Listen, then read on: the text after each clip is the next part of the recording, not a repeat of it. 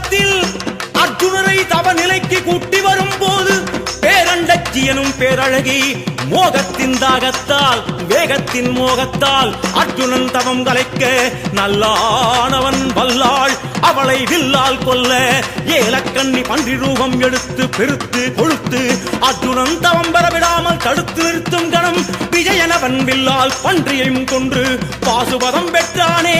இது தாதமுனிவன் சொல்லி வந்த வனவாசம். விமல தர்ம சூரிய மன்னன் வழிபட்டு வனவாசம். முல்லை முசுட்டை காரை காணந்தி பிரண்டை ஐந்தும் ஐம்பூதங்களாய் சங்கமிக்கும் பாண்டியூர் வனவாசமே. அஞ்ஞாத வாசத்திலாட அஞ்ஞாத வாசத்திலாட சேனக்குடி இருப்பு காளி கோயிலாட அஞ்ஞாத வாசத்திலாட